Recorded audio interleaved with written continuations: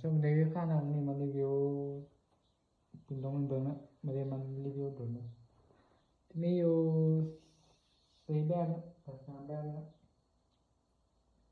ตัวนี้เป็นรุ่นของทาติโก้นะทาติโก้ทางคาร์บอนแล้วก็กล้องเบสงานแบบนี้นะต่อออกมาล่าสุดเลยนะทาติโก้เนี่ยทะเลกันตัวนี้น้ำหนักเบานะใส่เก็บเสียงตัวสีฟ้านี่น้ำหนักเบาตัวนี้ว่าประกันมาประมาณ208เลยนะ208 207นี่แหละตัวนี้เป็นทางคาร์บอนนะขนาดแมน0.5 เอลนะเราจะเป็นเราที่เคนะเราเล็กนะยาว50 เซนกว่า2 เกี่ยวเก็บเสียงเป็นของ FX นะตัวสีฟ้านักเบาก็เบสขนาดแมน4 ลบ 14 คูณให้44นะทับกับ30ตอนนี้ไม่ได้มีตัวใหม่บ่อยข้างในนะแต่ว่ามันสิบ่มีแสงข้างในตัวนี้งานแบบนี้นะ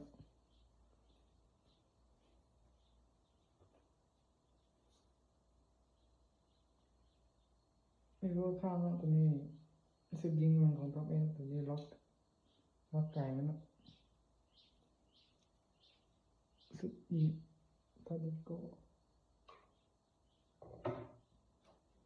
ก็ตอนนี้ก็เป็นทาดิโก้กัน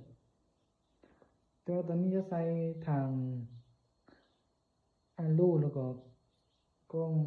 Discovery นะขนาดแมนลบ 3 ลบ 9 คูณให้40นะ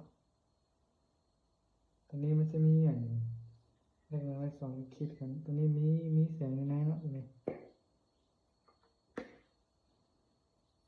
ทางลูกตัวนี้แมนขนาดแมน4.2 เอลนะ0.42 เอลนะเราเป็นเราเดียวกันเลยนะรุ่นเดียวกันเลยเก็บเสียงก็รุ่นเดียวกันสุดยิงก็เดียวกันนะแต่ว่าต่างแต่กล้องกับถังมันนะงานแบบนี้มีอยู่แบบนะส่วนรีวิวตัวซีมันนะตัวนี้ไม่ได้ใส่ตัวครอบพลังเนี่ยสุดยิงนะพับใส่ไปกัน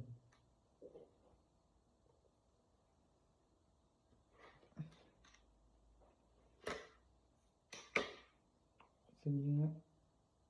ตัวนี้จะเป็นวาล์วปลั๊กนอกนะวาล์วใหญ่ก็ว่า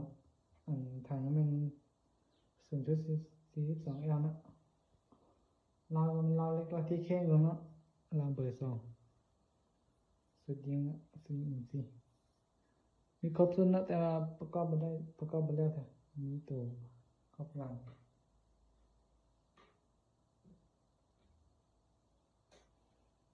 ก็มันเรียกตัวK2เลยนะสุดยิงK2นะวาล์วจะเป็นวาล์ววาล์วนอกนะวาล์วทางก็0.42เท่ากันสุดยิงK2นะพับไทยกันนะ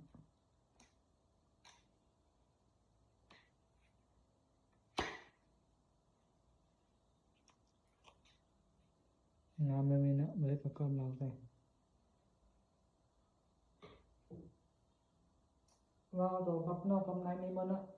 ถ้าใครสนใจก็ได้สุดยิงที่ไม่ได้ประกอบนะยิงของทาริโก้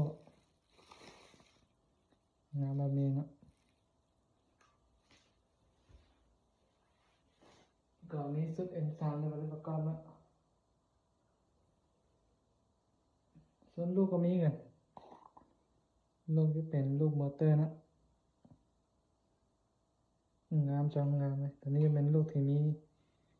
ยาวนะยาวนะ ประกันบันทึกไว้นอนรูปเลยครับนี่จะมีอยู่300 ลูกครับ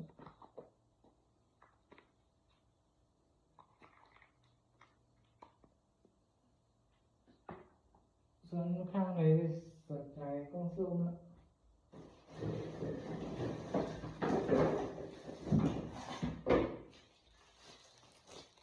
กล้องซูมตัวกลางนี่ราคาอยู่ที่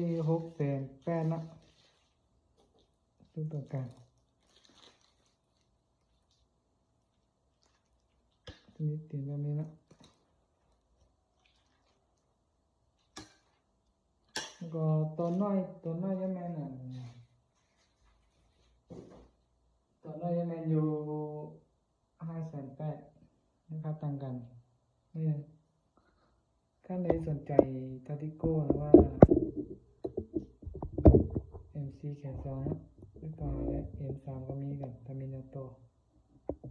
คอนโดก็มีนะคอนโดก็มีตัวคอนโดมินิครับตอนนั้นราคาจะแมน5 ล้านไปนิดนึง